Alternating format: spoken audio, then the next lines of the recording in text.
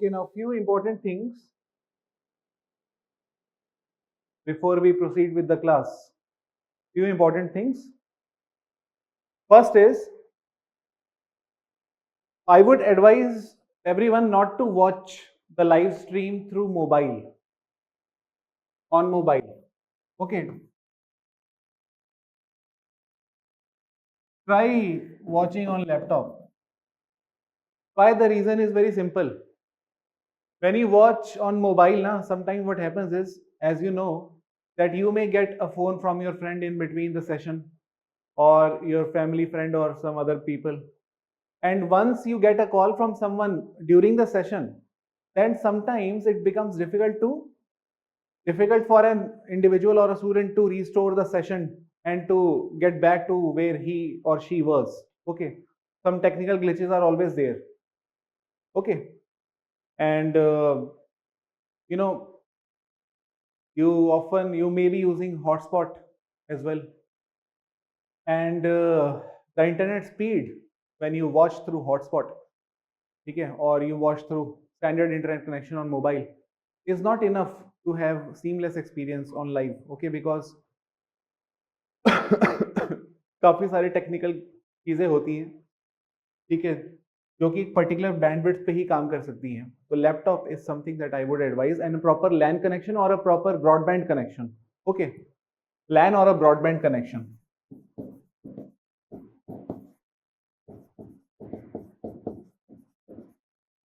Okay, it was important for me to tell you these things, ताकि कोई technical issue ना रहे, ठीक है, दोनों एंड से. Now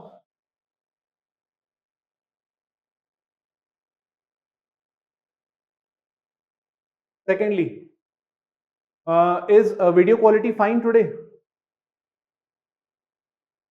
Better than yesterday or day before yesterday? Okay, okay, okay.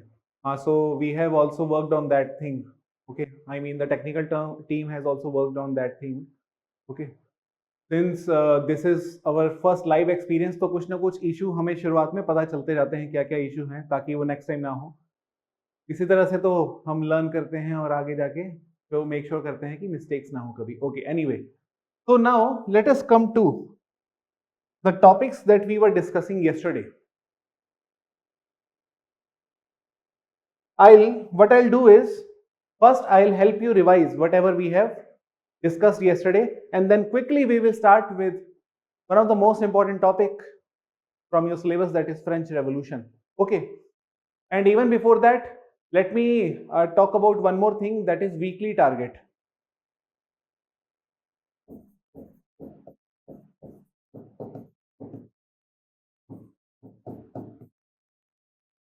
Always make weekly targets. Like for example, this week,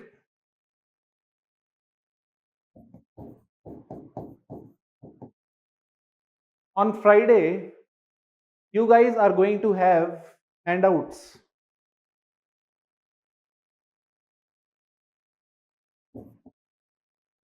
Plus assignments.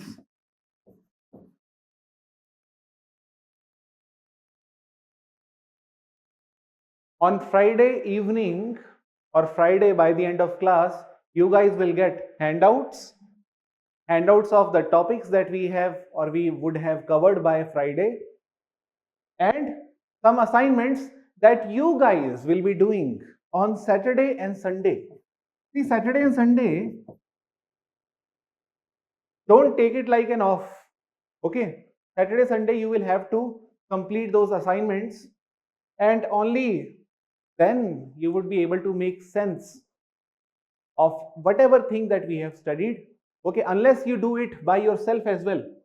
Okay, on Saturday, Sunday, revision is must, and that is something that you should start from the day, from the first week itself. Okay, you should not be waiting for the work to get piled up. Okay, and then one fine day you will revise everything. That fine day does not come. Okay, it becomes very difficult to revise everything in one go. So that is why it is important that we revise, keep revising weekly. Weekly targets should be made. Okay, Friday. Okay, and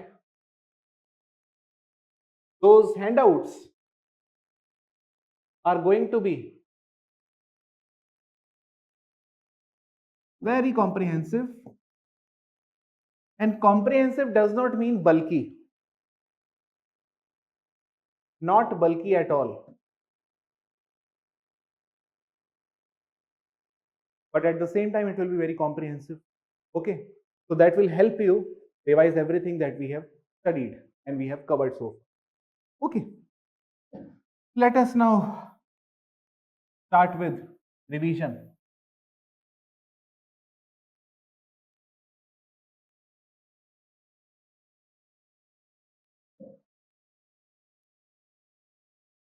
First thing,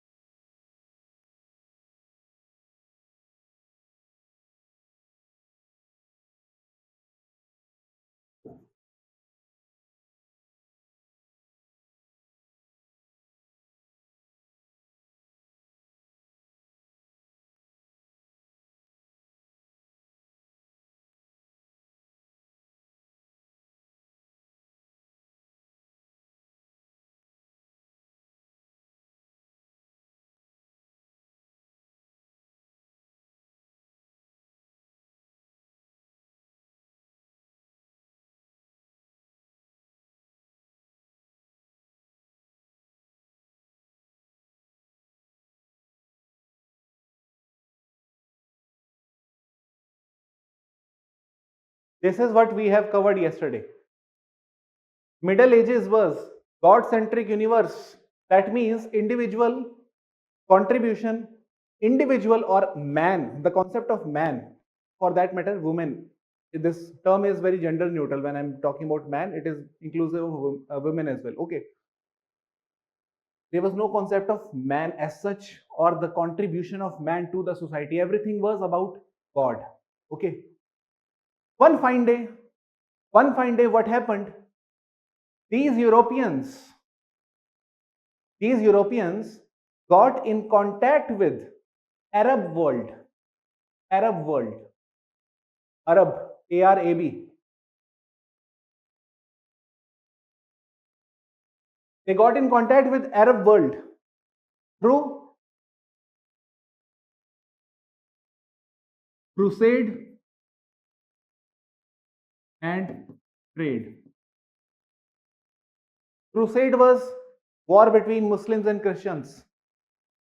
Okay. When they got exposure to our Arab world, then they got to know about the Roman and Greek literature that was preserved by the Arab world. And then they got to know that what man can do exactly and what we have been doing. We have been doing nothing. We have been indoctrinated by the priest, the church as an institution. The Greeks and Romans were so advanced and we Europeans are doing nothing. Okay. And then finally when Renaissance happened, Renaissance means reawakening, rebirth. Renaissance means rebirth. Rebirth of, in a very simple language, rebirth of the talent of man. In a very simple language. Rebirth of what man is able to do, what man is what man is having capacity to do as an individual. Restoration of everything, cultural contribution, cultural innovation, scientificity, all those things that were at one point of time was there amongst the Greek and Roman people like Aristotle, Plato. They used to talk about logic, they used to talk about universe. Okay. But Europeans had no such conception of these things. Suddenly they got awakened when they started reading Plato, Aristotle, all those people. And then they thought that these church people, these priestly class, you know what? Priestly class, back in those days, they used to tell people in Europe, life on earth is inconsequential. Life on earth is inconsequential. That means whatever you do on earth does not matter. What matters is what you do after your life. and what you did before your life. And whatever you would do on earth does not matter, but your entry to heaven after life would depend on to what extent you, the ordinary people, are listening to us, the church, the spokesperson of the divine agency, God. So, all your day you should be coming to us to seek solution to your problems. You cannot do anything on your own. Okay. This was the worldview of the Europeans. They were heavily dependent on the church, priestly class people. And when Renaissance happened, this man, it is actually called as the birth of man on universe. When you talk about Europe, it automatically includes universe because everything starts from Europe only. Okay. So it is about birth of man, the birth of capacity, the birth of individuals, capacity to think or to reason. This was the period of Renaissance. To think on his own, to reason, to critically think and not accept whatever the other person is telling to them, especially the priestly class. Okay, birth of individuals' capacity to think. This was Renaissance. And finally, it was only because of this individual's capacity to think that we could, or the Europe could witness such amount of discoveries, such magnanimous degrees of discoveries and inventions. We always celebrate the inventions of those times, discoveries of those times. The laws of planetary motion were discovered in those times. The concept of, or the theory of, heliocentric world was also discovered in those times. So that way, when man started thinking on his own, then you could see his contribution in every field that you can think of. For example, contribution in literature.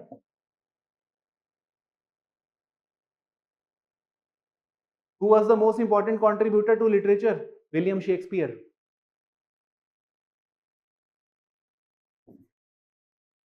Why William Shakespeare was famous? Because before in the times of Middle Ages also, people used to have books even in those times, but all of those were religious books, religious, consisting of religious teachings, Bible or interpretation of Bible, nothing else. But when William Shakespeare started writing, he started talking about drama, theaters, theatrical performances around the everyday life of man, not God. It was man-centric literature work that William Shakespeare got recognition for. Not only literature, you could see individuals' capacity to think even in the paintings.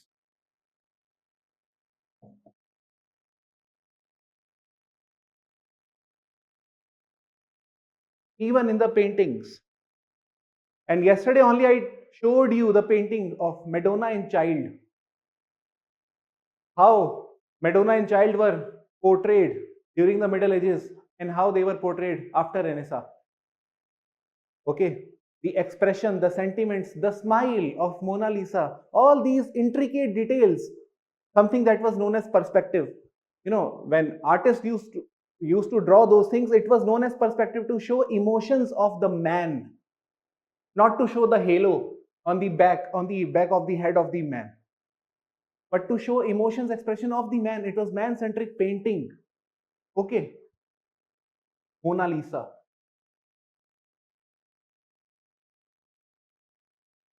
And the same was visible in the travels. The concept of cartography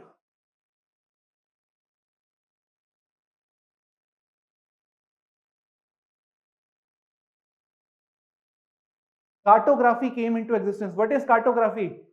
You chart out a map, you start exploring the people. It was known as age of exploration. Man got to know that it is not only about God, there are many other men also. The concept of curiosity,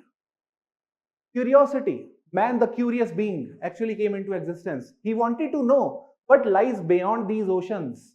Let us try to see. Columbus belongs to this era only. Okay. And then, working of universe.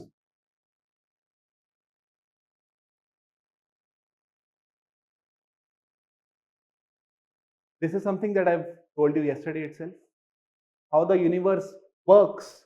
Rather than being told to us by the church, let us try to investigate through our own observation and through our own experimentation. And who did these experiments to know the working of universe? They were the very famous people. Johannes Kepler, Nicholas Copernicus, Galileo Galilei. These people belong to which generation? Renaissance. Renaissance only. Working of universe. Kepler, Copernicus, Galileo Galilei.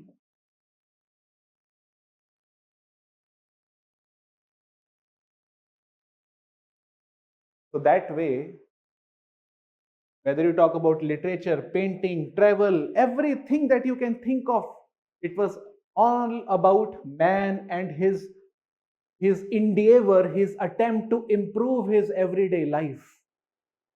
It was not about paying heed to the church or to pay obedience to the priestly class or to live in the fear or all the time or to think that our life on earth is inconsequential. मरना तो है ही एक दिन, तो जी के क्या करें, इतनी मेहनत क्यों करें? No, it was all about you, the man, his invention, his capacity to think, his discovery, his contribution to the society, everything that he can do.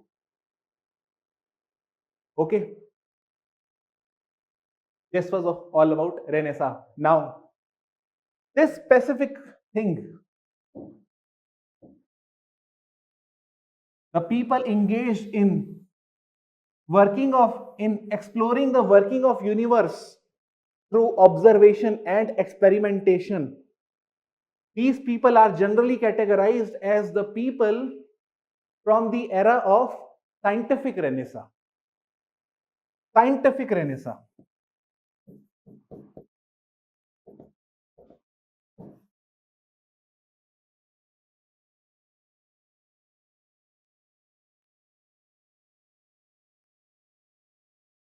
Got it?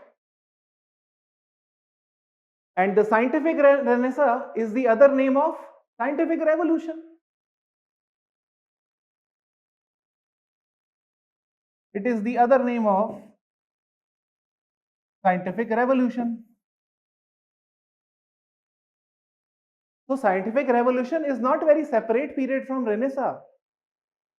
It's not like that. Renaissance is a very long chain of events that encompasses the scientific revolution also. Okay. So I hope it was all clear to you. Humanism, what was humanism? It was man-centric universe now. So obviously, this is why the philosophy was called as humanism. Okay. Now, one thing in one line, just write down one line. Renaissance marked the departure. Renaissance marked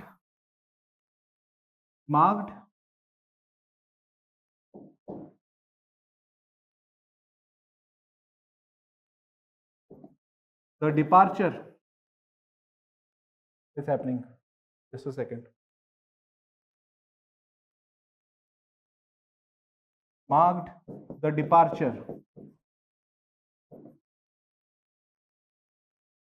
from God-centric world to the man-centric world.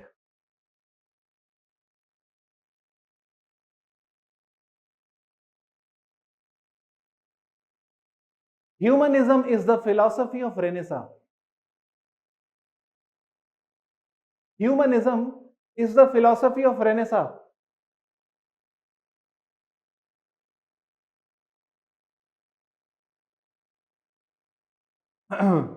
Which revolves around which revolves around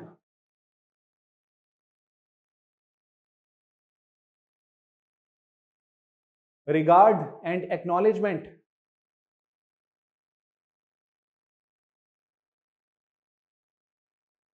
acknowledgement to the existence of individual,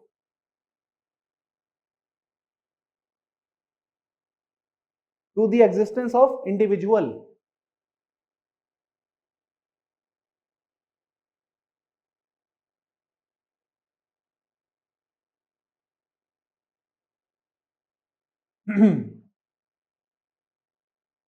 And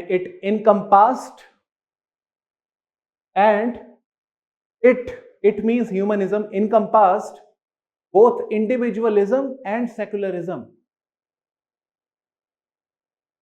Encompassed means included. Humanism includes both individualism and secularism. Encompassed. I would sometimes intentionally use some of the words that you may not have heard before, because most of you are coming from engineering background, and since I was also at one point of time from engineering background, so I understand that people are not very well what do you say, very well versed with those words that they may confront for the first time when they read humanities. Okay, so I would keep dictating those words specifically. Okay, encompassed. Okay.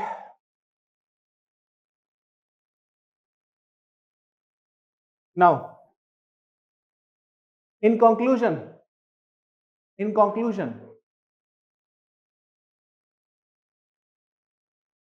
the philosophy of humanism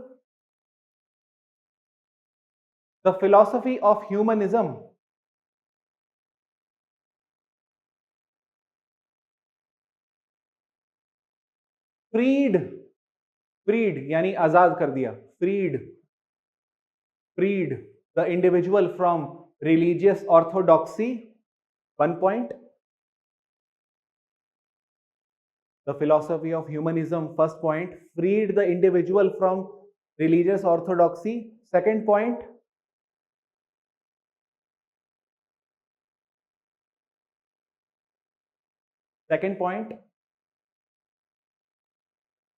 it developed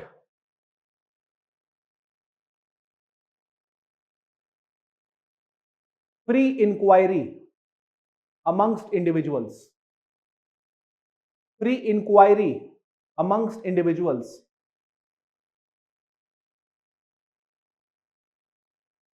Free inquiry amongst individuals. Free inquiry means the capacity to question, the capacity to think themselves. Free inquiry. Okay.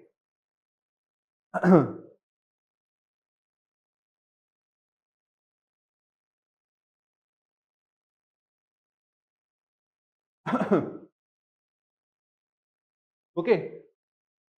So on scientific revolution, I'm not going to dictate you anything. I just wanted to dictate you the philosophy of whatever we have read so far.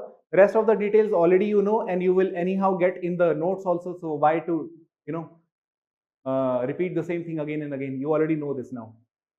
Now write down one line after this.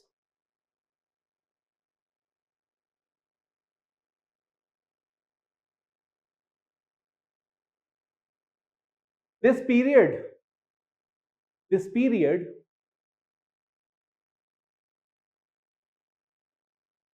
I hope you know the period of Renaissance.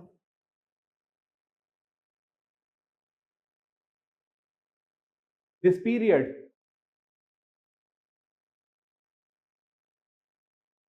paved the way, यानी रास्ता बना दिया. This period paved the way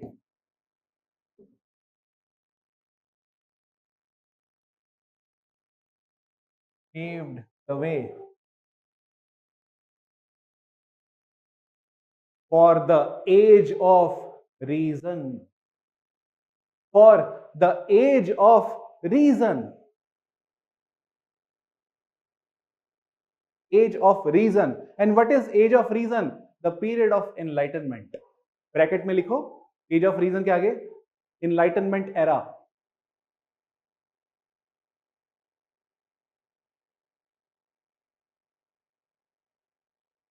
Enlightenment era. And what is the time scale of enlightenment? 1600 to 1800. Just remember it like this: 14 to 16 Renaissance, 16 to 18 enlightenment. Okay.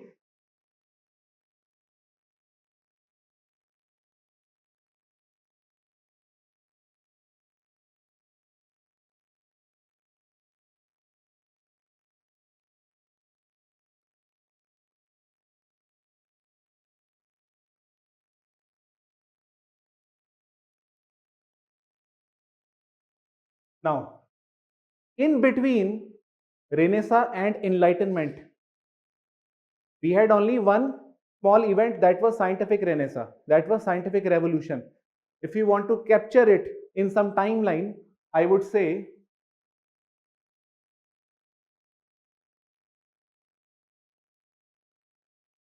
scientific Renaissance. This was Renaissance, 1400 to 1600. And then Enlightenment.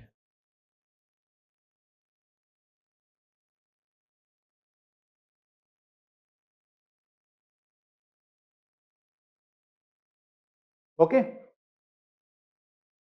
Now, write down the topic enlightenment. Heading should be enlightenment.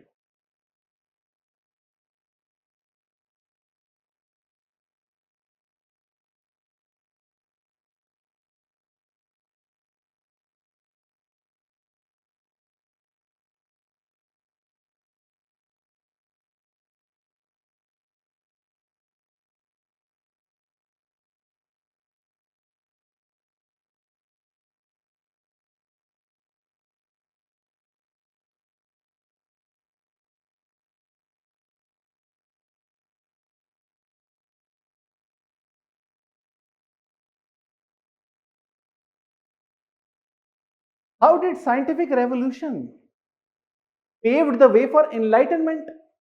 And what is enlightenment? These are some of the basic questions now that we are going to deal with. If you remember, just few minutes back and yesterday also, I told you one thing, that individual's capacity to think for himself or for the other individuals was the one thing which distinguished Middle Ages from the modern ages that we had started entering into. Modernity. When man started thinking for himself, individualism, rights, our own rights. Okay. Our destiny would no longer be governed by the divine laws. We will shape our destiny ourselves. We will do whatever we want to. We will do BTech and then we will do IAS officer, civil services preparation, whatever we want to do, we will do. Okay, this is our wish. No family member, no nothing will decide anything for us. Family as an institution has also started eroding, by the way. I will come back to these things also one fine day when I feel that you have developed enough understanding of the things that I generally talk about. Anyhow, what is enlightenment and what is scientific renaissance? Quick revision once again, okay, because I always want to make sure that the foundation should be so strong that nobody could dare to even speak to you guys about sociology. Okay, should that much strong you should be your foundation. And when I will teach you sociological theories one fine day, You will automatically realize these are so easy, and you will start looking at everything around you through the lens of Karl Marx, through the lens of Durkheim, through the lens of Max Weber. You will feel that you are Max Weber when I will teach you Max Weber. You will start relating himself with that person. You will start relating yourself with Karl Marx when I will teach you Karl Marx. Okay, but for that, foundation should be very strong.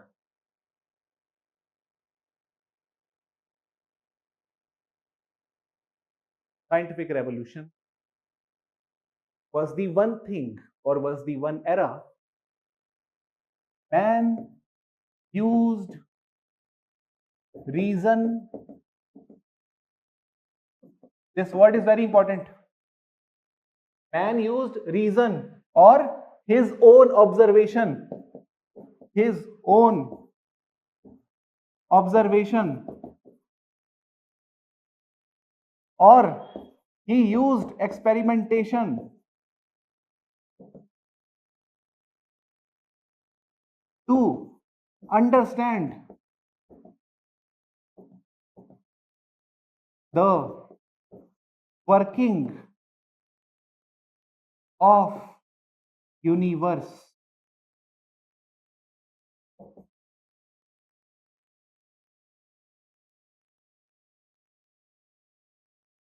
Right?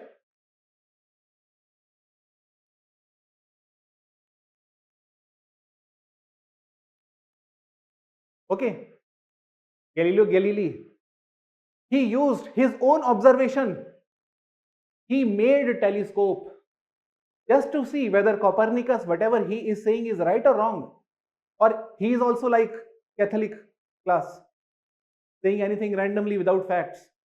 Galileo Galilei made his own telescope. That means using his own observation, experimentation, and saw, explored the universe, and told us Copernicus is right.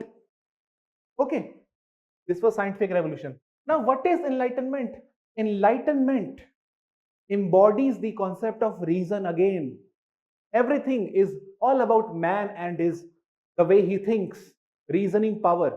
But this power of reason, this time around in the Enlightenment era, was not going to be used to improve the understanding of the working of universe, but to improve our society through reason. Now see what I will write. You will automatically get to know the difference.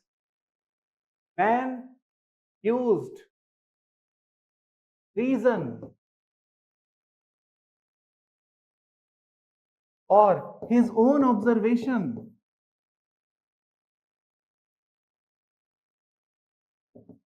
or experimentation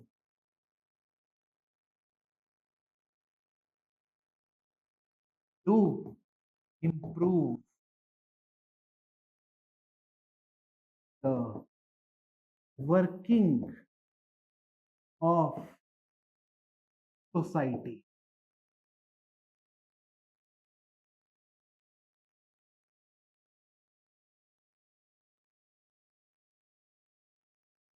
Now you guys would be very comfortable with the differences between all these boring words like Renaissance, restoration. Restoration is something I did not use intentionally because I don't want you to become philosophers. Okay. Enlightenment, scientific revolution. Now the question is, how can we use reason to improve working of society? I'm not able to understand this. What is the meaning of this line?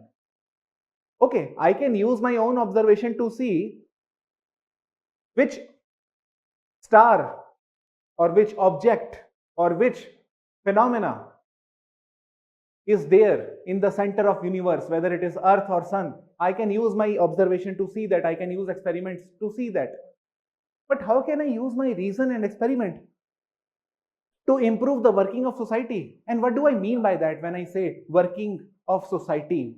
To improve the working of society. What do I mean by that? When I talk about that, not I, when the Enlightenment philosophers talked about working of society and to use reason to improve the working of society, they were actually talking about improving the governance of the members of society. That means when I talk about society, when those people used to talk about improving the working of society, they were actually talking about reforms in government.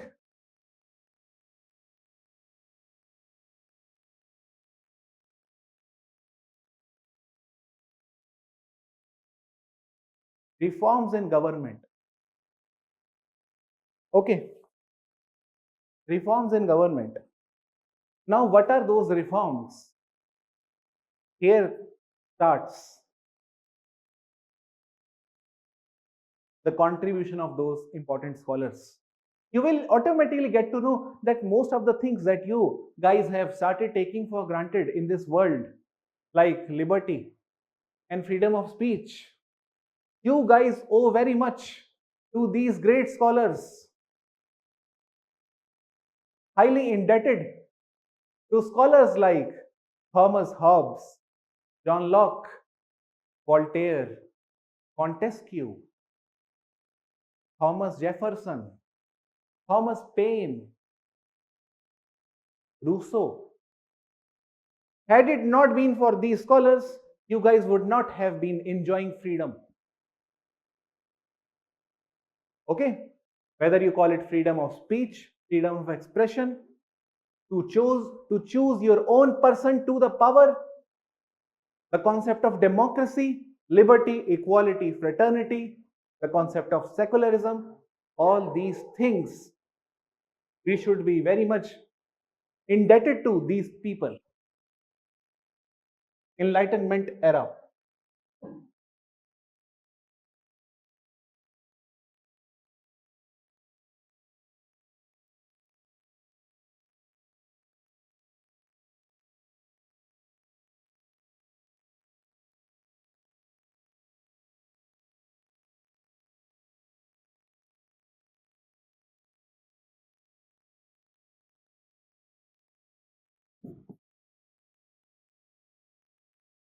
First, I will talk about Thomas Hobbes.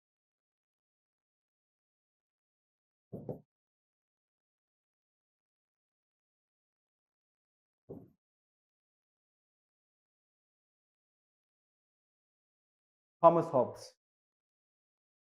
What was his contribution? What did he say exactly? Thomas Hobbes said, you know, that was the time of English civil wars. Civil wars were going on when Thomas Hobbes wrote his book Leviathan.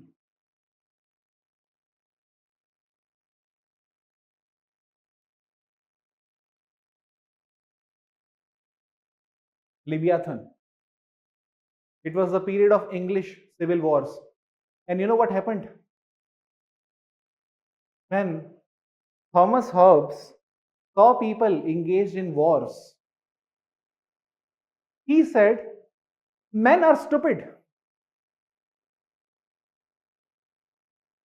This was his line. The human nature, the nature of human, he says the men are greedy, selfish, stupid. This is what man is. So-called man that we were celebrating after Renaissance, the nature of man is this. He is engaged in war, stupid, greedy, selfish. Okay. So what does it show? The man who emerged from Renaissance, the Renaissance man, who thought he is the conqueror, now he can start exploring himself and start innovating or discovering few things. Now the same men had now started experimenting on other men. What is the nature of human? The man himself now had become the object or the subject of inquiry. This is why Enlightenment period,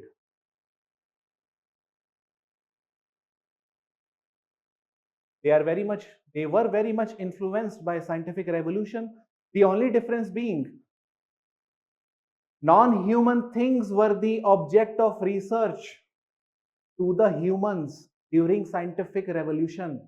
But in the Enlightenment, man himself had become the subject of research to other men. Write down one line.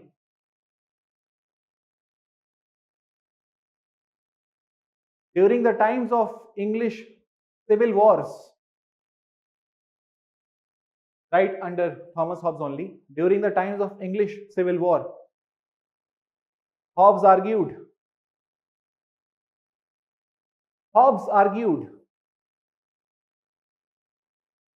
that men are inherently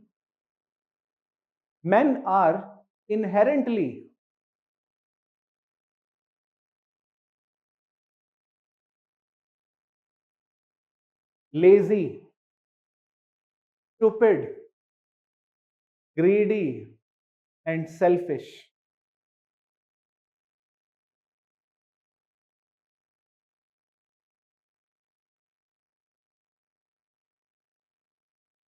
Okay? Now, the question is, if men are greedy, lazy, stupid, selfish, there has to be something to make sure that these greedy, lazy, stupid people are not disrupting the law or order of society. There has to be something that can protect us or protect the society from these stupid people. And what would be that thing? That thing would be the great monarch. Great monarch. Do you know this? That he was supporter of monarchy only. He was not supporter of democracy. Although we celebrate him under Enlightenment era, we have heard his name thousands of times, Thomas Hobbes. But he was not the supporter of democracy. He was supporter of monarchy only. The only thing that he was against was the divine right to rule over people. Otherwise, monarchy was fine. There had to be a strong king who could make sure that everything is in order. Okay. This man is stupid, greedy, selfish. How to control this man? This greedy and selfish, such kind of greedy, selfish man today can make your life miserable. How to control them? Today we have law, the concept of law. Okay, today we have concept of police or the concept of army. All these things ensure social order in society. Nobody disrupts the order. Back in those days, Hobbes suggested strong monarchy.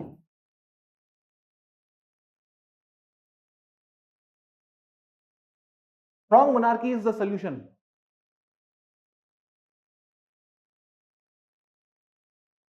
This was the suggestion of Thomas Hobbes. Okay, now let us come to next scholar, John Locke.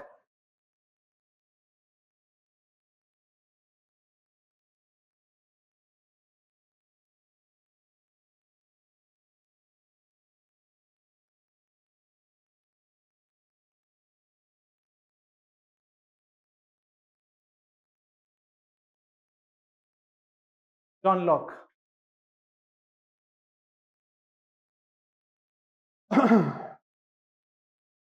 John Locke says that individuals are not stupid, greedy, or selfish. Rather, individuals are very moral beings. They are having natural right to life, natural right to property, and they are very moral beings. They are not stupid, and they are bestowed with natural rights to property and natural rights to everything. Okay, they are having, they means men are having natural rights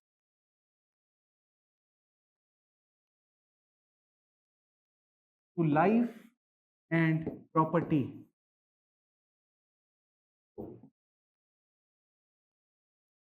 life and property.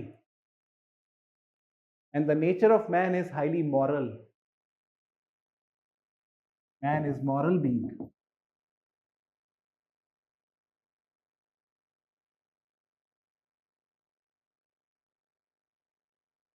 These people are those who are studying man as an object, as if man is an object, okay? Trying to see what type of nature man is. Okay, man himself had become the object of research to some other man for the first time. Okay. Man is moral being. And he said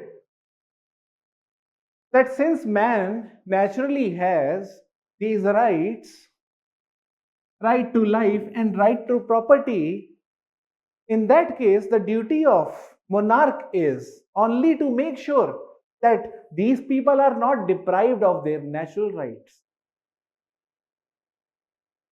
Monarchy would only ensure that if I have property, that property stays with me. If I have life, monarch should look after my life. He should make sure that I have safe living conditions.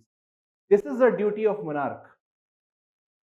And how would monarch do anything for us? And why would monarch protect our natural rights to life and property? Because man and monarch have now entered into social contract. The concept of social contract.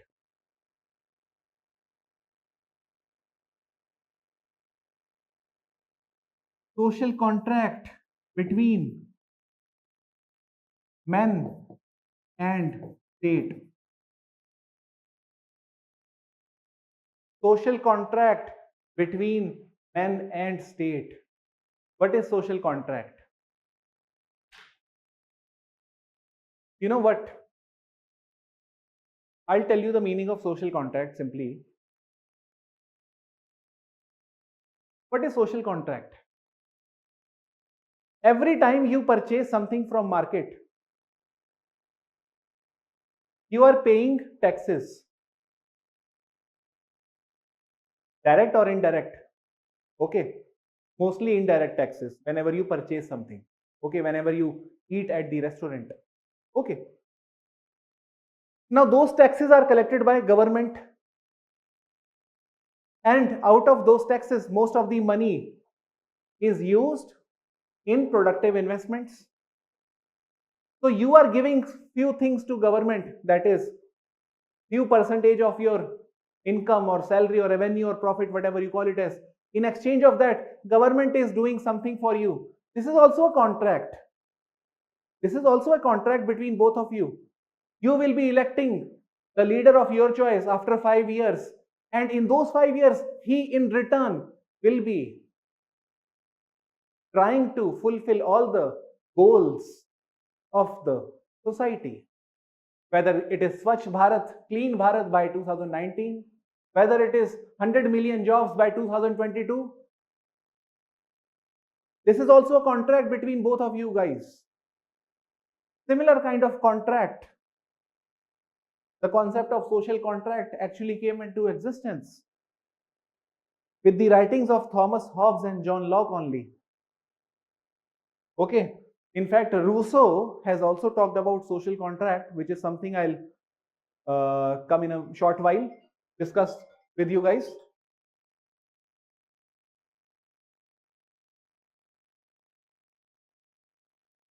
Okay.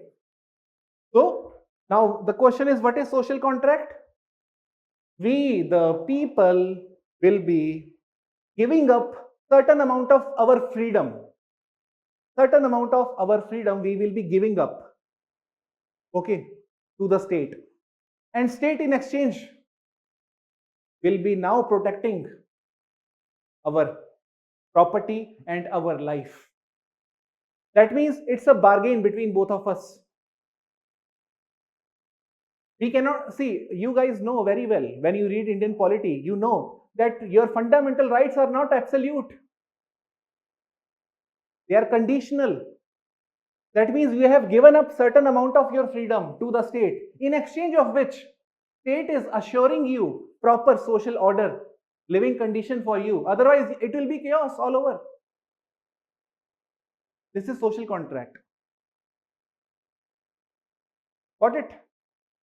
Now, John Locke and Thomas Hobbes, although both of them are contemporary, but both of them were bit opposite to each other.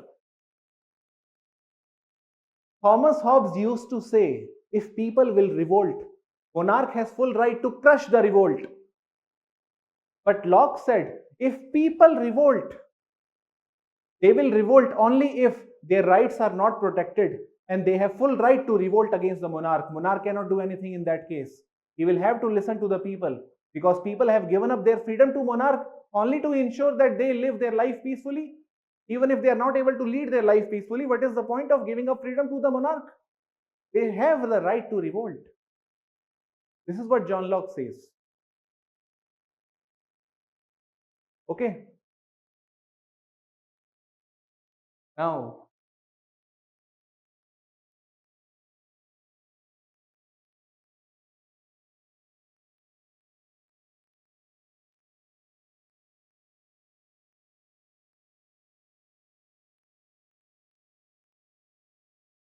Rousseau, Jean-Jacques Rousseau. All these were French people, by the way. Thomas Hobbes, John Locke, British and French mainly. British and French. Okay, Rousseau. Rousseau has given us one concept called as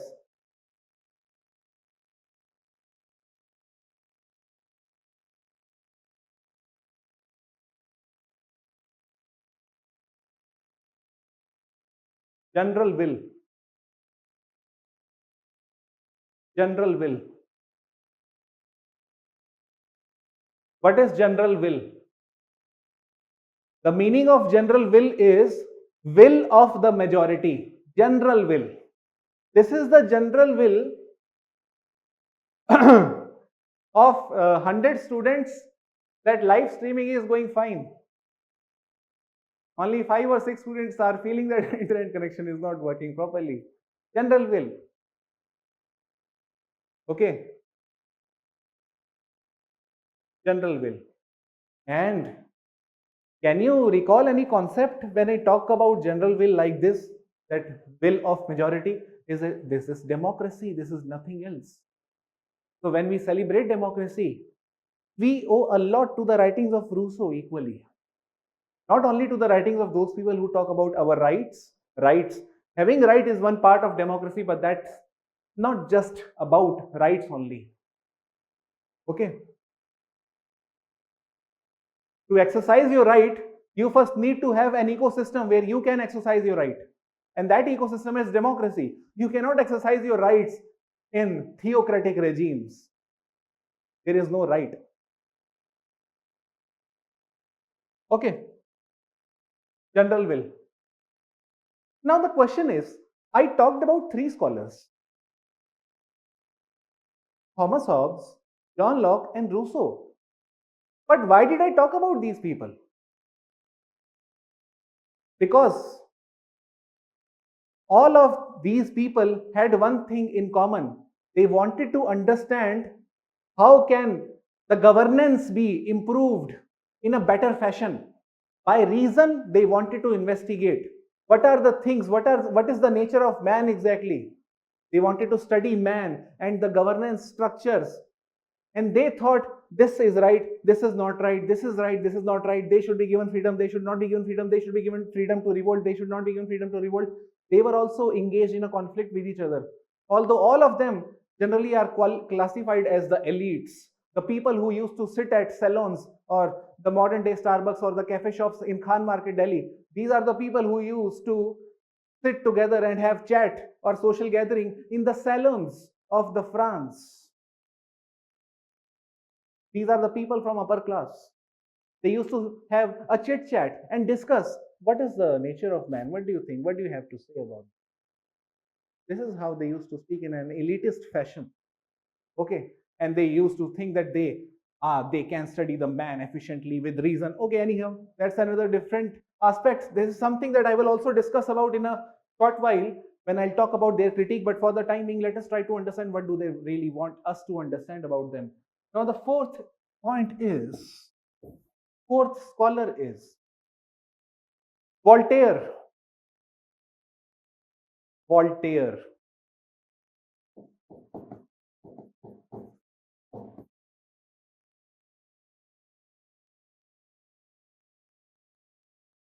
Voltaire.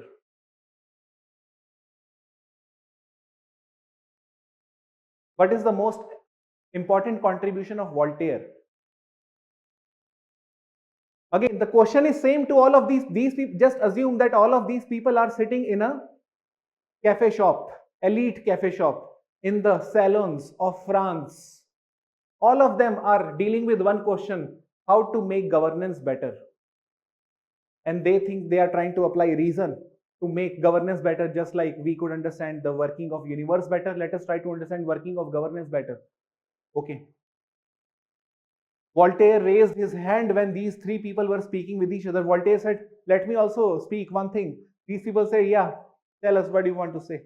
Voltaire says that I think we should crush the horrible thing called as religion. They are saying crush the horrible thing as religion. Okay. Crush the horrible thing.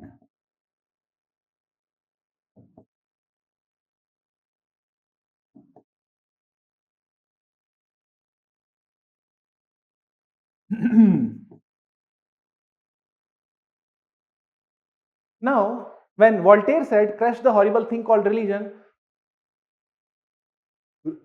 Rousseau, Locke, Hobbes could not understand it. Okay. They did not understand what does he want to say, crush the horrible thing. Voltaire said, let me be very clear once again. What I want to say is that there should not be exploitation of man in the name of religion. There should not be exploitation of man in the name of God.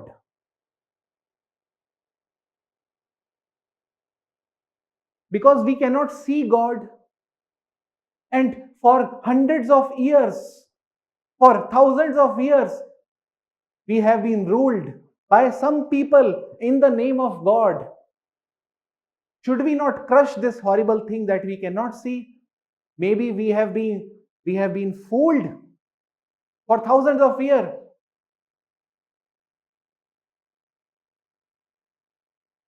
In Hinduism, there is Varna system. Brahmins are at the epitome of Varna structure. And then comes Kshatriyas, second.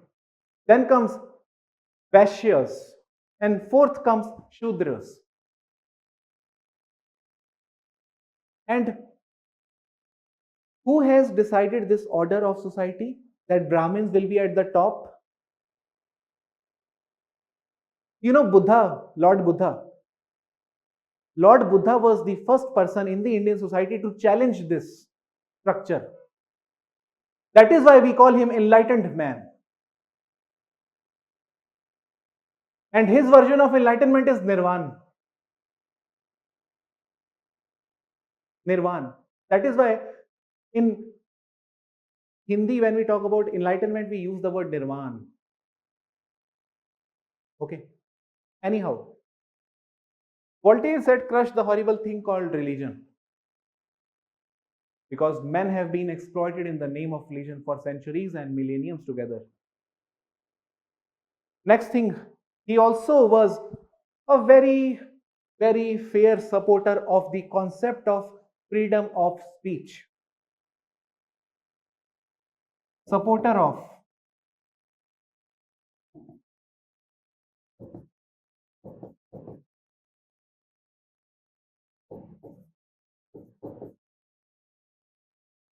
freedom of speech.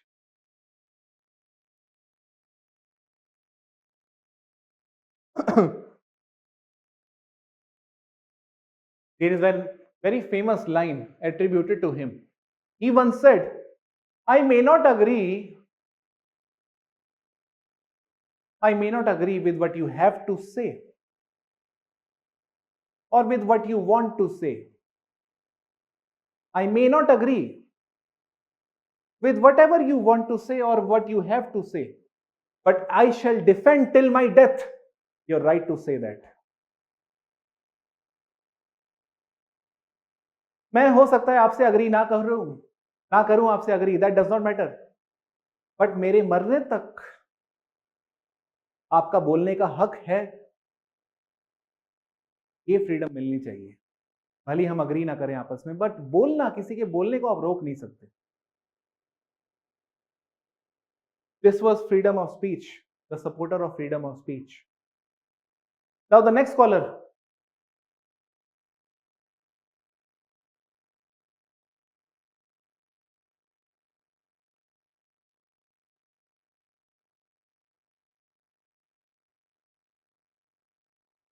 You must have heard the name of this scholar, the scholar that now I am going to write.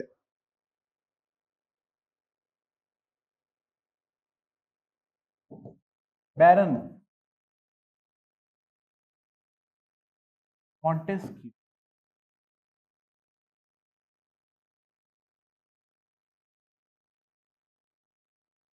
Montesquieu. Same question, and he is also one of the elite. Okay, elitist people talking about how governance can be made or can be improved further. What is the nature of man? Okay, these things are being inquired upon through reason. He was also one of the people who was sitting behind the table of those elite philosophers. And Montesquieu says, you know how governance can be improved? You guys have missed out on a very important point. The governance can be improved if we make sure that one man is not enjoying absolute power. There was a point of time when king used to have all the powers. Legislative power he had. He used to make his laws. Executive power he had. He could appoint anyone to implement those laws without the concept of merit or exam or UPSC. He could appoint anyone. And he was the judge also. So that way, legislature, executive, judiciary, all these three were being practiced by one man. Is this not despotism? This is what is called as despotic ruler. Despotic ruler, autocracy. So he says governance can be made better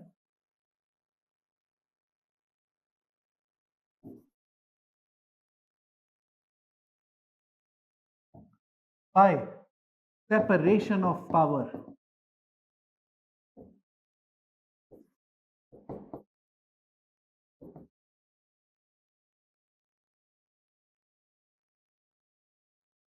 Separation of power, which means we should have three branches of government.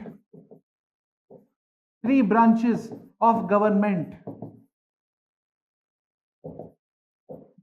What are those three branches? Those three branches are legislature,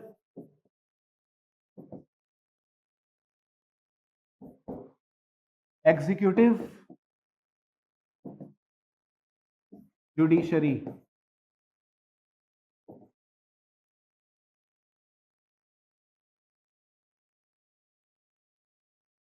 These are the three branches. The power should be distributed across three branches. Power should not be usurped by one individual, because that would create a totalitarian situation.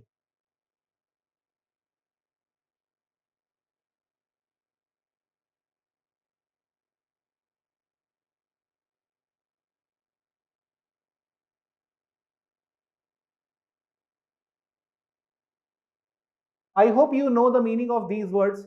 In case you do not know, because there are many people who may not have read GS also, just for them, for 1 minute, I will try to explain what do we mean by these terms, because you may come across these terms even in your general studies more often than not, okay, in your polity. What is the meaning of legislature? Legislature is that branch of governance which is involved in formulating laws. That branch of governance which is engaged in making the laws for you guys. In the parliament,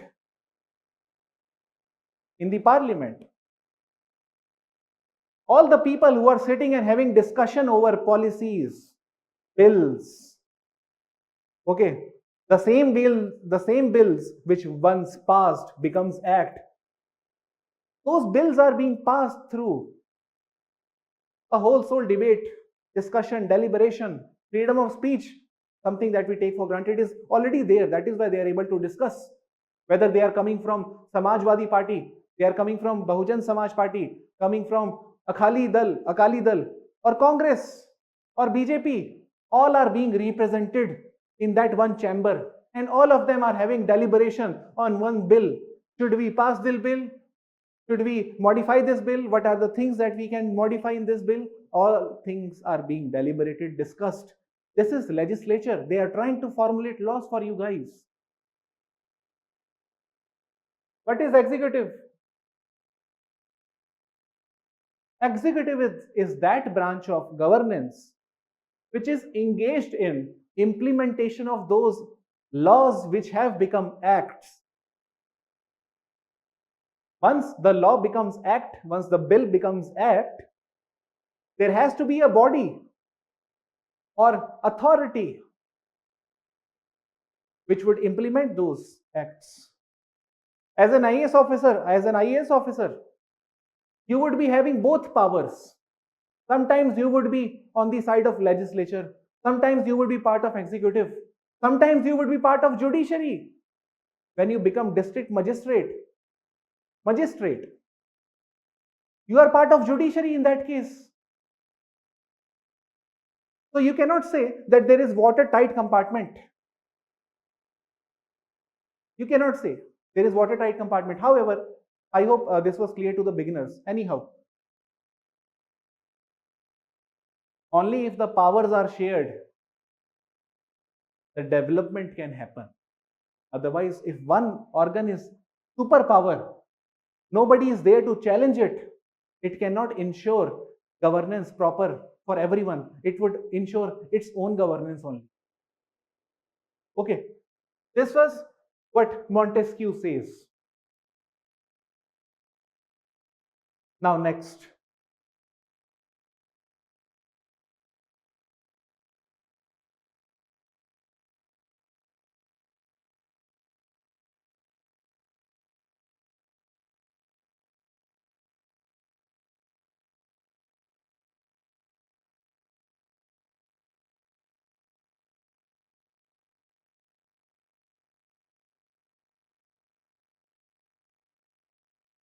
You must have observed one thing. I talked about 5 names.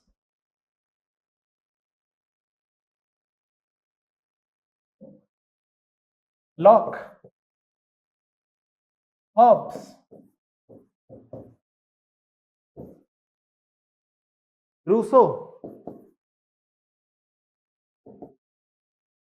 Voltaire, Montesquieu.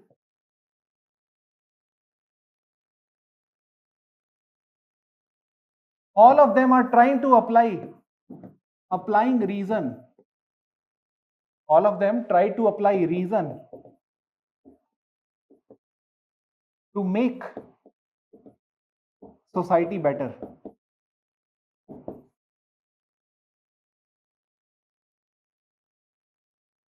Right? And then comes one very popular name. Generally, when people talk about enlightenment now, they forgot to take his name. They forget to take his name. But when you talk about making society better, society does not consist only of government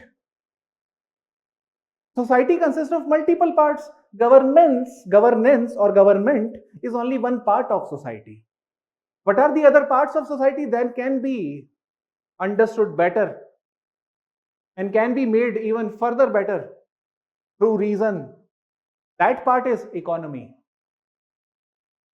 Economy can also be made better through reason.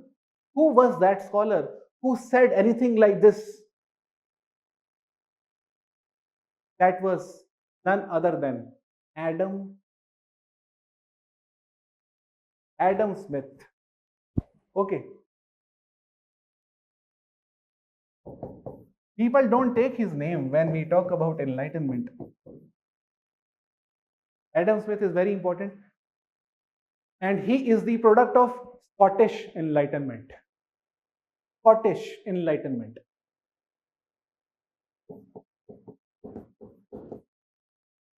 Scottish Enlightenment, which was a part of this bigger European Enlightenment.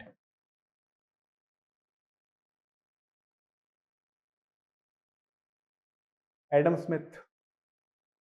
Adam Smith has written one book, Wealth of Nations. Wealth of Nations. And he talked about 2-3 things. The question was how to make economy better, right? These guys have had enough kind of discussions in that coffee shop, and one fine day Adam Smith entered into that coffee shop. And Adam Smith did not even sit with these people. He booked another table for himself. And these people were wondering, who is this guy? ये नया लड़का आया market में, ऐसा लग रहा है. Market में, the concept of market. Adam Smith. Adam Smith said that market as a concept can be improved further if that market is not governed by government. Market should be regulating itself. Market should not be governed by the government. What do we see today? I'll explain you the meaning of it, okay?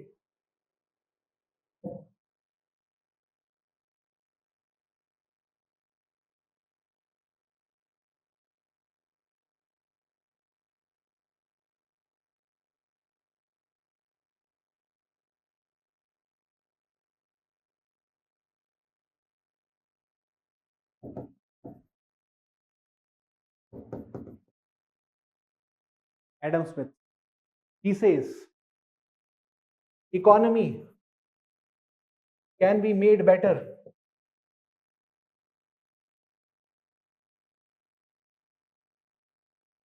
through laissez-faire.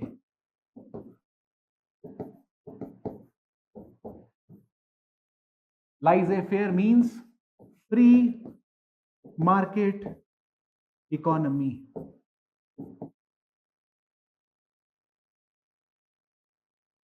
Free market economy means economy which is not intervened by government.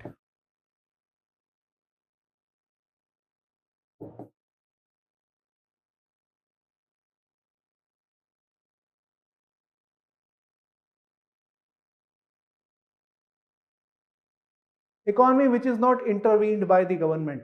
That is free market economy. Laissez-faire. Laissez-faire means let it be free. Laissez-faire, let it be free. Now, what is the meaning of free market? You must have heard this very fancy word, intellectual sounding word, neoliberalism. Okay, neoliberalism. Neoliberalism simply means expansion of free market. Expansion of free market. And the minimum role of governance. Minimum governance. Okay, and maximum freedom to market. This is what laissez-faire is. Do you know one thing?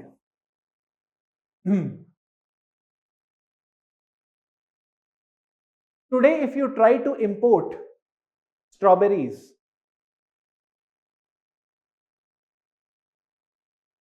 or any fruit, exotic fruit or exotic product from outside, so much of duty is levied on that product. And that product which should cost you 50 rupees only, it will cost you 200 rupees now. And when the imported product will cost you 200 rupees, what will you do? You will think, why to waste so much money in this imported product? Let me not, let me buy something indigenous, made in India. Let us be pride nationalist. And then we will start purchasing the local goods. But is this good practice, good economic practice? Adam Smith will not be very happy with your nationalism, because your nationalism is coming at the cost of free expansion of economy. You know, when every time when farmers are protected, when farmers are given subsidies, who will get disappointed? Adam Smith. Because these are not the rules of free market. Free market means nobody should be given exception. Market should have its own principles. Government should not intervene. Government should not give subsidy to the poor. Let people be free. If they are not able to afford, let them die.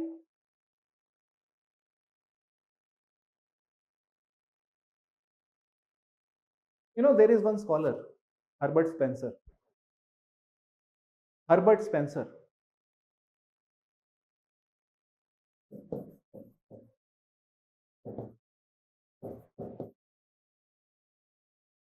He is also called as social Darwinist.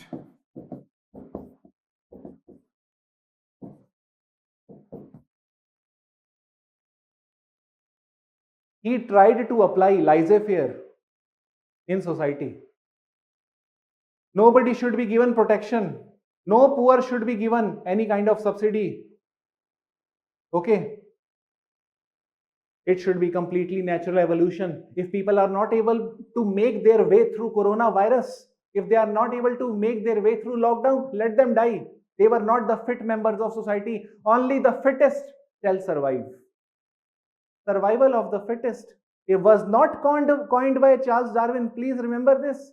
Survival of the fittest was coined by this man, Herbert Spencer.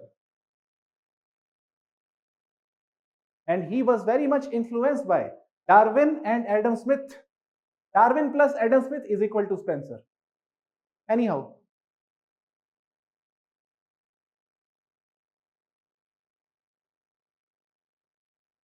more often than not, you will see dictatorial regimes. When people talk about dictatorial regimes in the Hindu or in the Indian Express, they will often use this word. Social Darwinist project is going on there.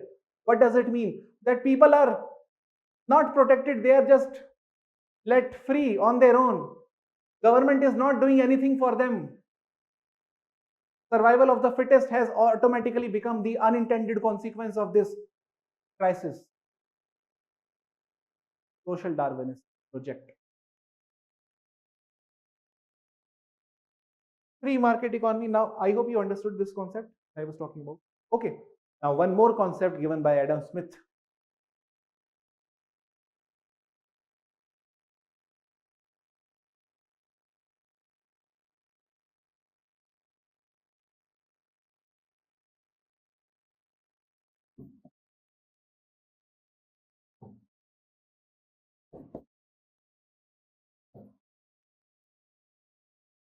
Invisible hand.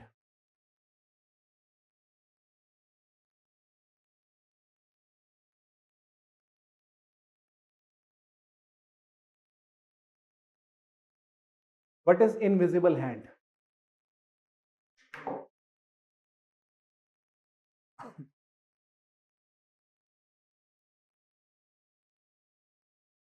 Adam Smith says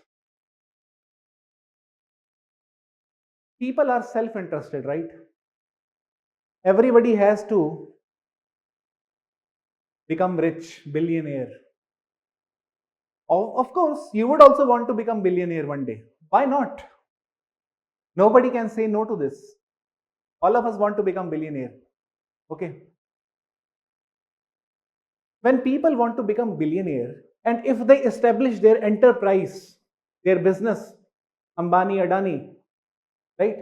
All of them are self-interested individual. All of them are running their companies for profit only, right? That is private enterprise. That is not government enterprise. You cannot expect welfare from them. So Adam Smith says, when self-interested people enter into market to set up business and to get profit, ultimately, unintentionally, they are also benefiting to the society as a whole. Now the question is how? Write down one line on invisible hand. Adam Smith said,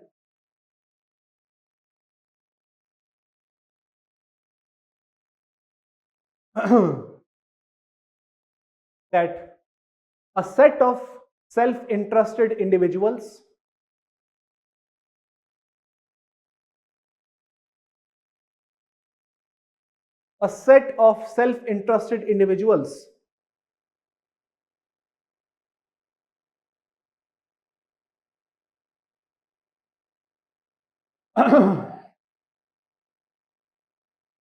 who establish enterprise to make profit,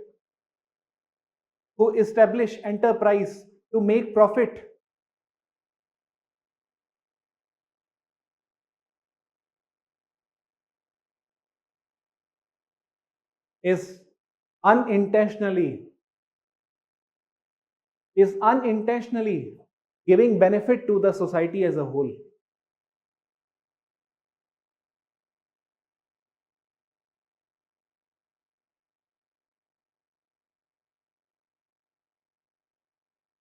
Is unintentionally giving benefit to the society as a whole. Now the question is how? Suppose I am Coca-Cola. Okay, I am the founder of Coca-Cola. I launch the cold drink for 15 rupees.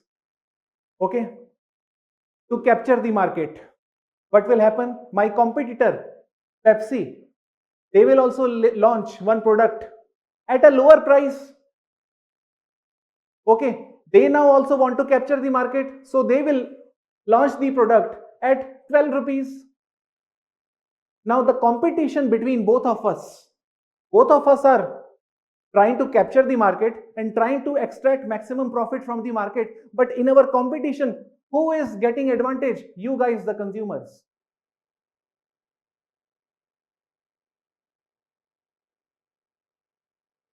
You have full freedom to make your choice as a consumer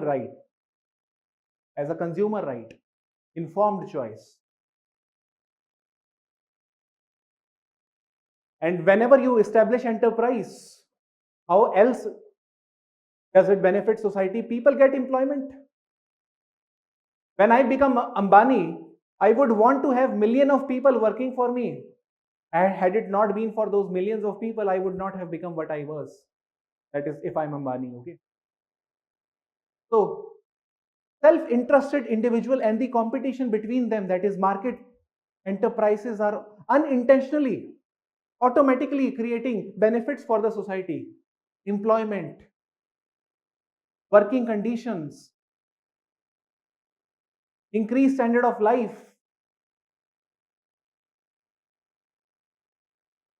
and better product at cheaper price. This is invisible hand. And when will it happen? If government does not intervene, only then it can happen. If government intervenes, how will it happen? This is what Adam Smith used to think. He was partially correct, not completely, partially correct. Okay, but these were the ideas of And why did he talk about these ideas? Because the question was how to make economy better. And he tried to answer this question through reason, through experimentation, through observation. Okay. And can you experiment these things? Laissez-faire, invisible hand. Whenever you go to market, you will see people conducting survey. They will ask you to fill forms. That is part of scientific method only. They are collecting your data and then they are trying to see what are your choices, what kind of products do you want, what is your expectation from us. And then they will modify their products according to your choices. Today, when you go to the website of dell.com, you will see that you can now assemble your own system. That means you are given power to have customized product. This is possible today. At that point of time, this was not possible. Okay, but economy has also improved over a period of time. We have now entered into a new era called as post-Fordism. Don't get worried about this word. Okay, I will repeat this word sometime again in future. Post-Fordism means when people get to customize their products. For example, if I today I can buy one T-shirt on which some yellow color painted someone has written with yellow color paint, I love Nishat, or I love Goa, I love America. Okay, whatever I want to get printed on that T-shirt, I can get it printed, and then I would have my own cup where, if I'm highly narcissist or self-obsessed, I can have my own image printed on that cup and have a sip of coffee every day on that cup. This is the era of post-Fordism. Post-Fordism means your products are customized according to your needs. This is post-Fordism. Okay, I will come to that sometime when I will talk to you about the concept of work and economy, which is there in your syllabus also. Okay, anyhow. Now, the last and the most important thing.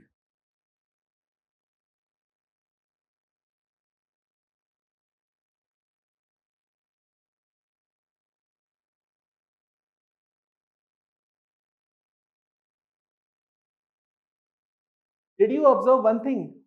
All these 6 people, they talked about how to make governance better, how to make economy better. They talked about everything, but they never talked about women. None of them talked about women. And none of them were women. Did you notice this?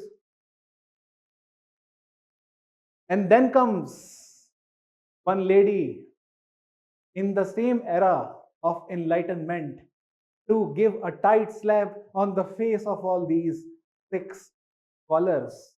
And that lady's name was Mary Wollstonecraft.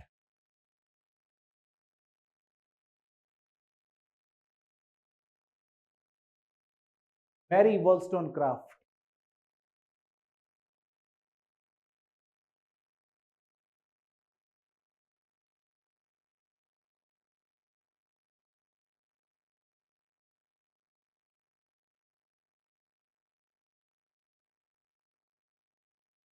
Now the question is, what did she talk about? She talked about only one thing. In her book, Vindication of the Women's Rights.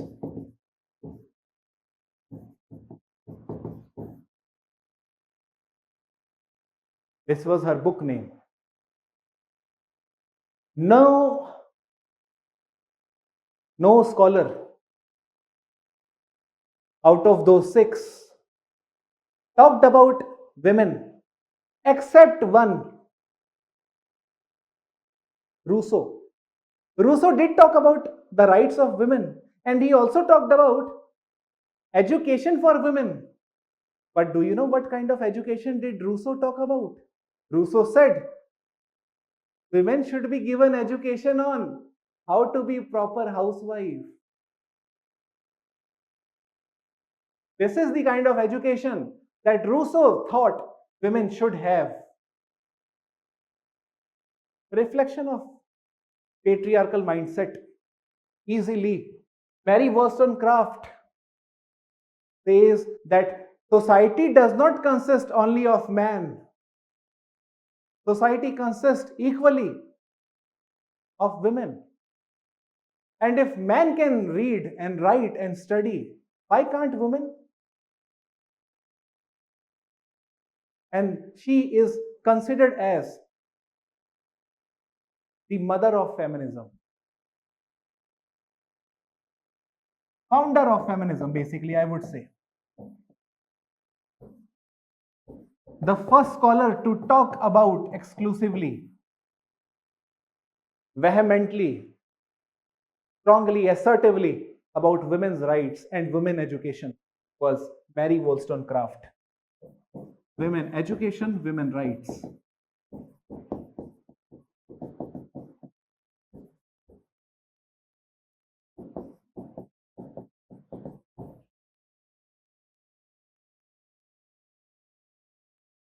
Okay, then society can be made better, not just by working on governance, not just by working on economy. Also, we have to talk about second sex, that is women. Okay. So these were the contribution of Enlightenment scholar. In conclusion, write down one line. In conclusion,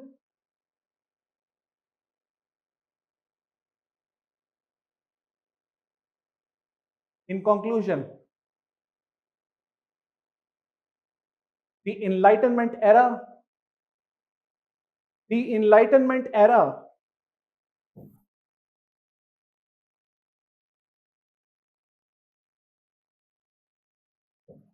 Enlightenment era was characterized by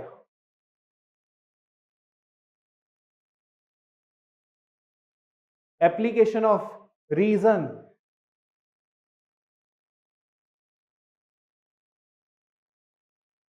application of reason and experimentation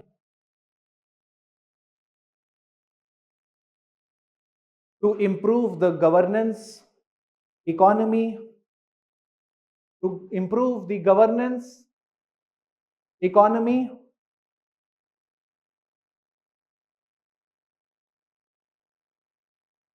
and the gender relations in society.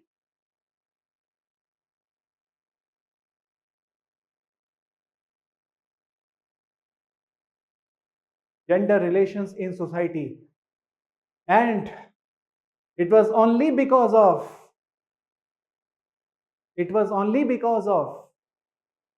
the contributions of these Enlightenment scholars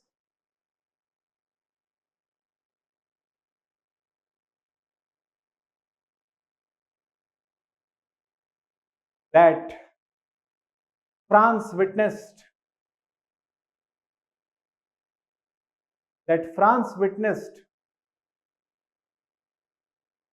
revolutionary change.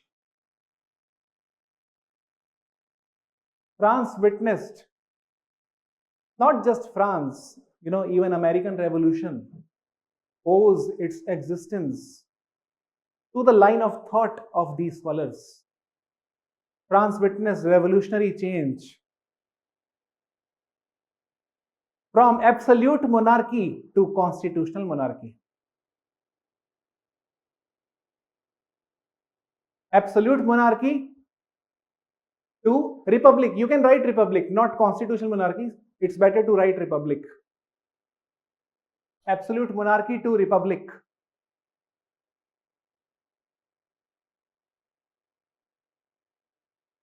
Okay.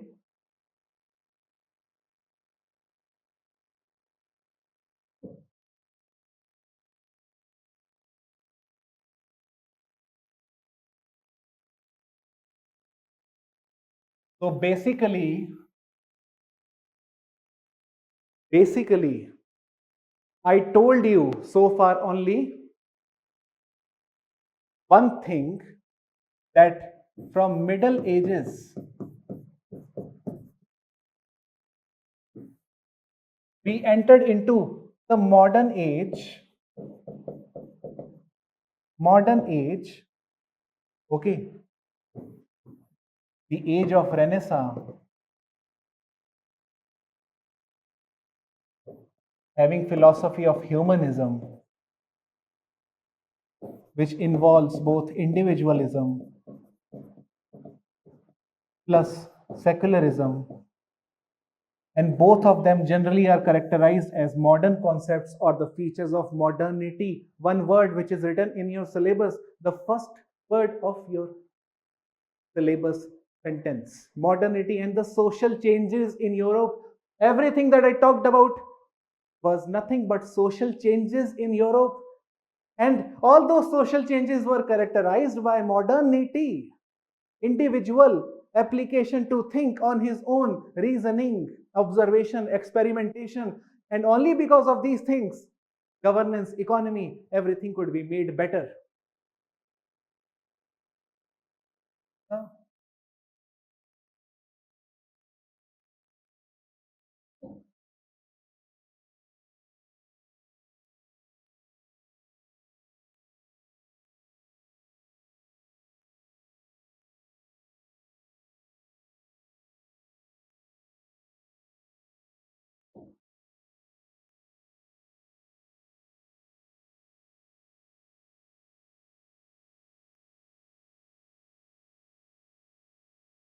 Then comes French Revolution. But one thing was very much common in this whole chain of change, and that thing was nothing but it was the power of reason, capacity of human thought, human capacity to think, human capacity to have critical reasoning, or to have questioning power, or to have or to pose challenge to the authority, that could bring change to the society. And French Revolution was just example, one just example of that. And what happened after the French Revolution? Clear?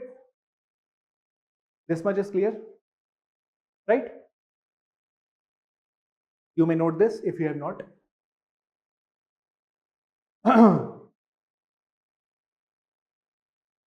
This is the journey that we have traversed so far. Okay.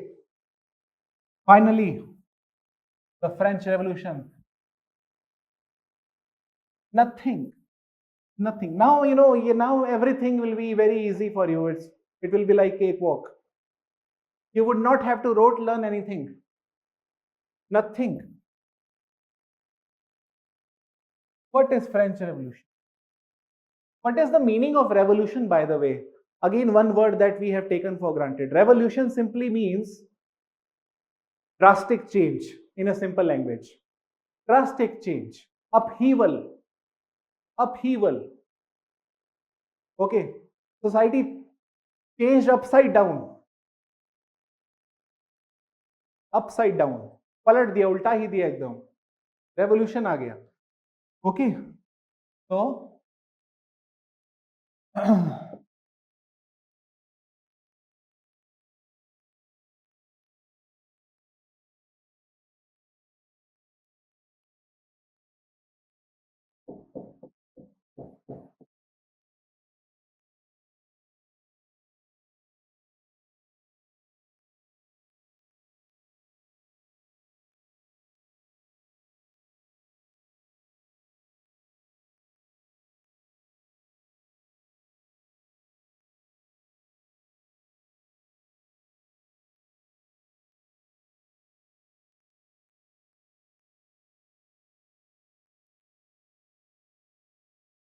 this was the French society.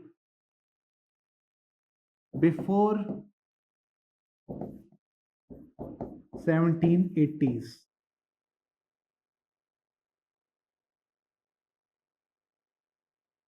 This was the French society before 1780s. A society that had become subject of research to the scholars of Enlightenment era. When they were speaking about monarchy, when they were speaking about giving people liberty, equality, fraternity, they had only one thing in mind, this French society. They were literally troubled with the kind of society France was at that point of time, and they wanted to ensure that people live their life with dignity, individual freedom, having capacity to think or to make decisions for themselves. This is the kind of society they wanted to have. Unfortunately, this was not the society France was when it was ruled by monarchy. And automatically this led to French Revolution, which is something I'm going to explain to you guys tomorrow. Okay, so now I'll open the platform to question. If you guys may be having any sort of question, you may simply ask me. Okay, Nikhilesh, enable कर देना chat.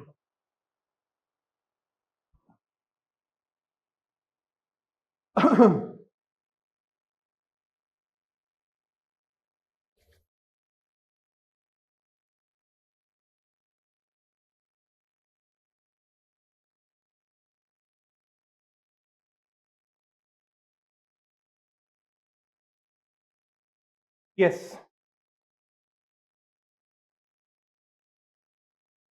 Thank you so much, very much. Thank you, sir. Yes, sir. Please provide us with hard copy handouts. Request from our end. Hard copy handouts.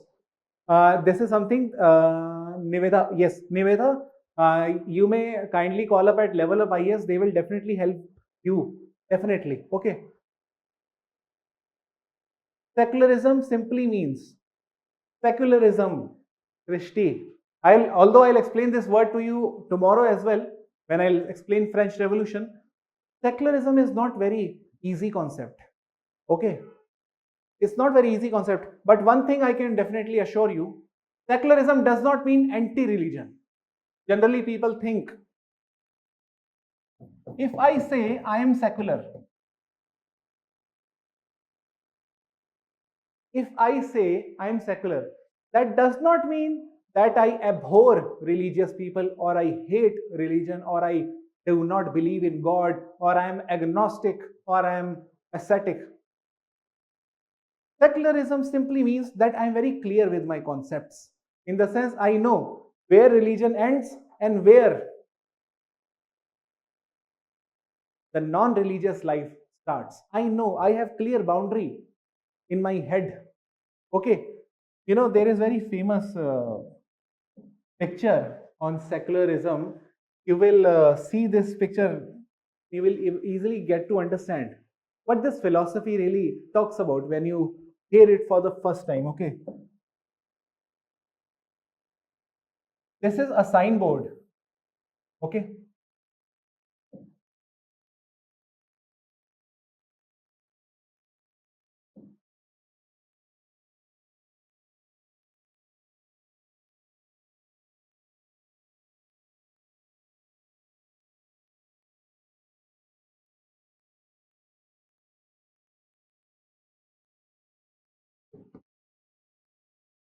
this is secularism. Church that way, state this way. There was a point of time when church itself was the state. But today, we talk about separation. Church is now separate from the state. This is what secularism is simply. Now, next question is, sir, during scientific revolution, who was the object of experiment? Why Spencer called social Darwinism coined the theory fittest will survive before Darwin? Vikram, I said Spencer is the one who is the propounder of social Darwinism. Darwin is the one who talked about evolution of natural species. Spencer talks about evolution of society. That means, like Darwin, he's talking about evolution, but not of natural species, but of social beings, human beings, society. That is why social Darwinist. But philosophy is very much same. Survival of the fittest was the phrase coined exclusively by Spencer only, not by Darwin.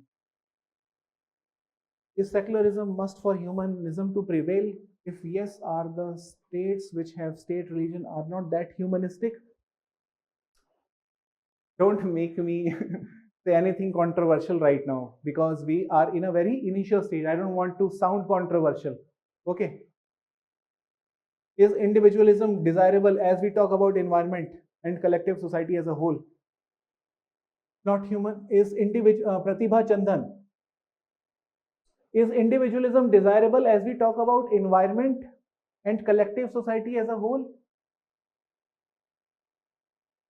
Basically, you are trying to say, I think your question is individualism not opposite to collectivism, right? I think this is your question. If that is your question, yes, individualism and collectivism are very much opposite to each other, and this is something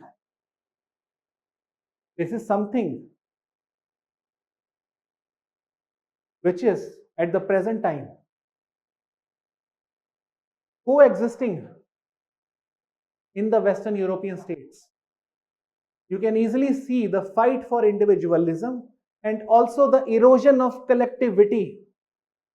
The concept of family is eroding in West. People there have started talking about live-in relationship 30 years back. And UPSC started talking about live-in relationship only 1 year back. Okay. Individualism is a very modern phenomena to us, the Indians. We are so much bound by the concept of family, religion, but those people have already, become so much over of these things. But I'll explain you the consequences of also of those things. Okay, which is something which I'll discuss in the coming lectures. Era which was contributed by all different scholars. Then why it is not revolution? Sir, everyone was having the same biblical education. So what made thinkers think in a rebellic way? Wow, what a question! Sudhir Vyas, बहुत ही अच्छा question. Very nice. Sudhir has asked very beautiful question. All the people had exposure to the same biblical education. Then what made these scholars different from the rest? Do you know? What made these scholars different from the rest? Just think. Just think. What made these MPs and MLAs like Shashi Tharoor different from the ordinary citizens? First thing, education, of course, was biblical, but there is one thing called as class. As I told you, all of them belong to upper class. All of them used to sit together in salons, have a discussion, debate. They could speak elitist languages. They were the first ones to get exposure to the writings of Aristotle, Plato, because they could comprehend the language of those people.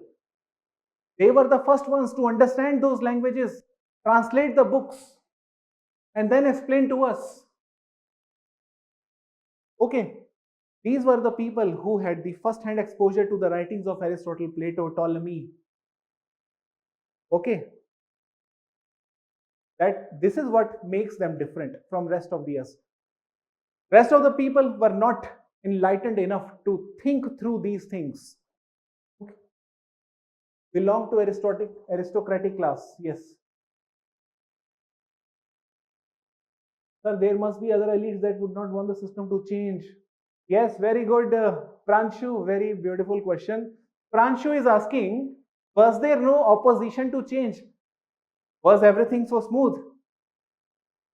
So many things we saw, so many kind of changes we have gone through. Nobody opposed those changes. There is one school of thought called as conservatism.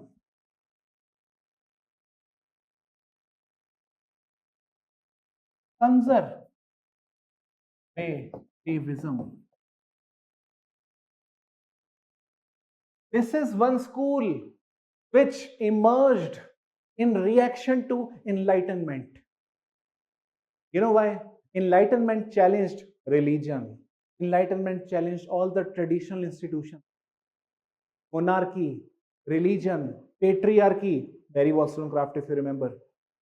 When all these traditional institutions like patriarchy, religion, monarchy, all those things were challenged, the people who were the core supporter of these traditional ideas, they emerged and they said, let us go back to that world. We have entered into a chaotic world. Okay, entered into a chaotic world. This is why after French Revolution, it took a long time to have properly established republic. That was a very long phase of turmoil, terrorism, counter-terrorism. If you remember, the terrorism word was for the first time came into dictionary after French Revolution. Go check it. You will get to know. Terror. If you remember this word, that is the first time this word came into existence. French Revolution. Okay. Conservativist are those who wanted to restore patriarchy, wanted to restore monarchy, wanted to restore the joint family system. Too much of individualism, too much of rights had eroded all the traditional institutions.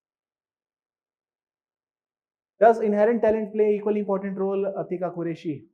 Inherent talent, yes, to some extent. A psychologist, if I was a student of psychology, I would have said yes, these guys must have been born with some special characters.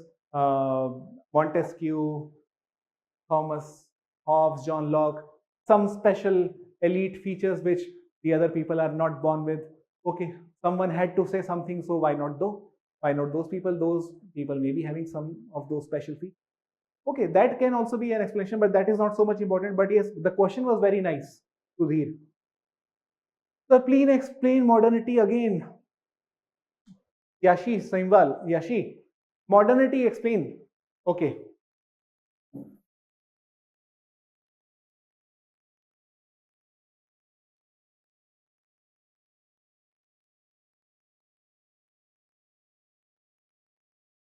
I talked about middle age.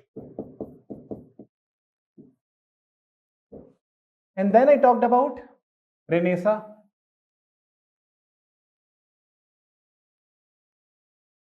And Renaissance marks the beginning of modern age only.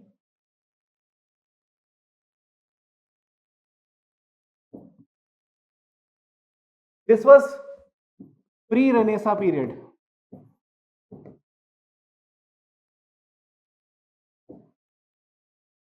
Renaissance was the beginning of the modern period. Modern period means the period characterized by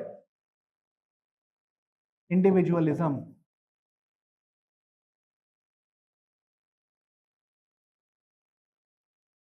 critical reasoning of man, capacity to think, inquiry, questioning spirit. All these people questioned those institutions like church, or the advent of secularism, individualism, secularism. Mainly these are the features of modernity. At least for the time being, you should understand only these two features. I would not be talking about the other features of modernity for the time being, because those scholars have not yet been told to you, and those things you guys have not yet confronted. That is something that you would eventually confront in the coming times. Okay, but for the time being, you have to understand modernity means individualism, secularism, decline of religion. Decline of religion. Secularism simply means, for the time being, decline, not the death of religion. Not death. God is not dead. God is not dead. There is one very famous German scholar, Friedrich Nietzsche. Nietzsche. Nietzsche. Friedrich. Friedrich Nietzsche. लिखने में नीटशे लगता है, नीटशा है. Nietzsche. He once said, God is dead. When did he say this? During the times of enlightenment, people had started challenging God.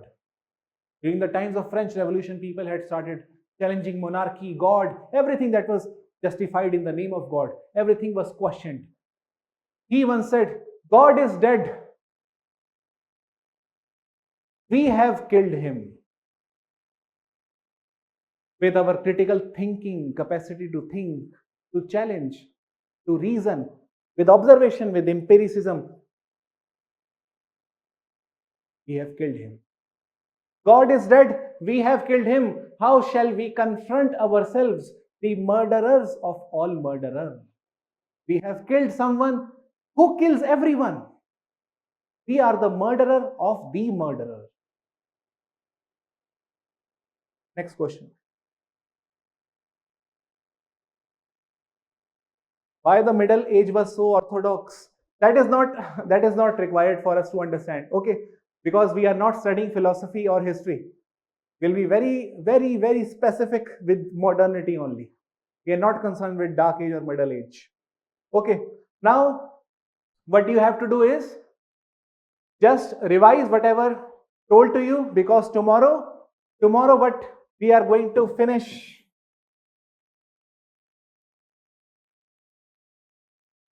We are going to finish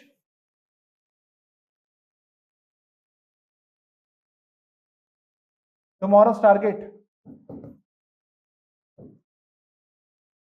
This is something that I will every day do now. Tomorrow's target. Okay.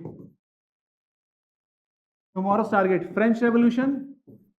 Second target, Industrial Revolution. And third target, finally, emergence of sociology. The last point. Okay. And with this, your 1A will be over with complete understanding. 1A will be over. And now we will be left with very few topics, 1B, 1BC, hardly 10 or 20-minute topic, nothing. This was the main origin of subject, is something that you would have to deal with in a comprehensive manner. Otherwise, people would start rote learning from the day one, which is something I do not want from you guys. Okay. Right? These people are elite classes. How could they communicate to masses? Masses had prejudice of superstition. And also, when thinkers' thoughts were so futuristic, how could they connect to? No, they could not connect to masses. This is also one of the biggest problems. They could not really connect to masses. Do you know? Our nationalist leaders, when India tried to gain independence and when India tried to challenge Britishers, why all the movements were failing? Because none of them involved participation of the masses. And when we talk about masses, who are those masses who were not involved? All the movements were classified as the class movement, because all the movements were run by upper caste, middle class Indians. And the movements consisted of male only. You would not find Dalit movements in pre-independence era. You would not find tribal movement as in the sense in the collectivity, the movement, women's movement. All these movements are the post-independence movements. They were the upper classes were not able to connect with the masses. That was definitely one of the issue. Definitely. In French Revolution, we will try to understand. Exactly, sir. How has the revolution sparked them? Good question. The third estate. How did third estate challenge first estate? There is something that I will explain tomorrow. Okay. Because there was not one factor other than intellectual reasons. There were economic factor, political factor, and so many other factors that eventually led the third estate to overthrow the first estate or to challenge the monarchy. Okay. So I think we should be wrapping up now, and we shall now meet tomorrow. Okay.